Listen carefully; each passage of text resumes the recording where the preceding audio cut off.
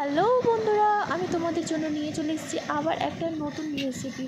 তো চলো দেখে নেওয়া যাও ঝটপট করে কেমন করে রেডি হবে রেসিপিটিটা। তো প্রথমে আমরা কড়াইয়ে নিয়ে নিলাম জলের মধ্যে দিয়ে দিলাম আমরা হলুদ গুঁড়ো এবং লবণ গুঁড়ো। তারপরে দিয়ে দিতে হবে আমরা কাঁঠাল কেটে রেখেছিলাম আমরা আগে থেকে পাতলা পাতলা করে, সেটা তার মধ্যে এক এক করে দিয়ে দিতে হবে। দেখো আমরা দিয়ে দিচ্ছি, এইভাবে সাইজ করে কাটলে দেখতে ভালো লাগবে চপটা, তাই আমরা এইভাবে কেটে নিয়েছিলাম। কেটে নেওয়ার পরে এক এক করে আমরা দিয়ে দিলাম। তারপরে হালকা সেদ্ধ করবে, বেশি সেদ্ধ করবে না, বেশি সেদ্ধ করলে সেটা বেশি নরম হয়ে যাবে, তাই হালকা সেদ্ধ করবে, বাকিটি সেদ্ধ ভাজার সময় হয়ে যাবে, তাই অল্প করে সেদ্ধ করে সিদ্ধ করে নিয়ে উঠিয়ে নিতে হবে এক এক করে। দেখো আমরা উঠিয়ে নিচ্ছি এক এক করে। উঠিয়ে নেওয়ার পরে যাতে সম্পূর্ণ জলটা ঝরে যায় সেই জন্য তোমরা ঝুড়িতে রাখতে পারো বা প্লেটে রাখতে পারো বা কিছুতে রাখতে পারো। তো তারপরে আমাদেরকে নিয়ে নিতে হবে বেসনের মধ্যে দিয়ে দিতে হবে হলুদ গুঁড়ো, লবণ গুঁড়ো ও জিরা গুঁড়ো।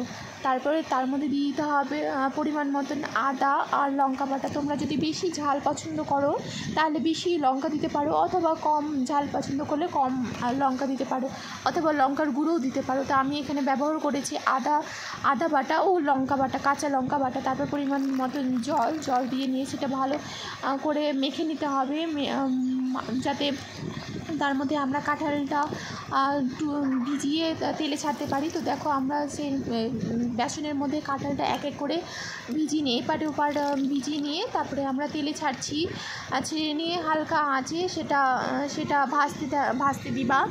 ভাজতে দেওয়ার পরে দেখো হালকা আঁচে দুই পাশে যেন লাল হয়ে যায়, সেইভাবে পাট করে ভেজে নেওয়া হচ্ছে। এক এক করে আমরা ভেজে উঠিয়ে নিচ্ছি।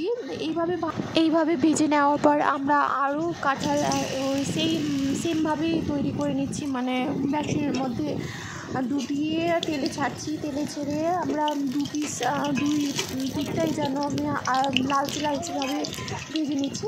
এই কাঁঠালটি সেদ্ধ হতে একটু টাইম লাগে, তো তাই প্রথমে আমরা অল্পটা সেদ্ধ করেছিলাম লবণ হলুদ দিয়ে, এবং বাকিটা আমরা তেলের মধ্যে সেদ্ধ করে নিলাম। তাই আজকেই তোমরা ভাজবে, তাহলে দেখবে বেশ ভেতরটা কাঁচা ভাব থাকবে না, আর ভালোভাবে সেদ্ধ হয়ে যাবে, আর লাল হবে, আমার খেতে বেশ ক্রাঞ্চি লাগবে। তো এইভাবে আমরা এক এক করে ভেজে নেব। দেখো খুব সুন্দর লাল হয়ে গেছে। তো তৈরি আমাদের কাঁঠালের চপ।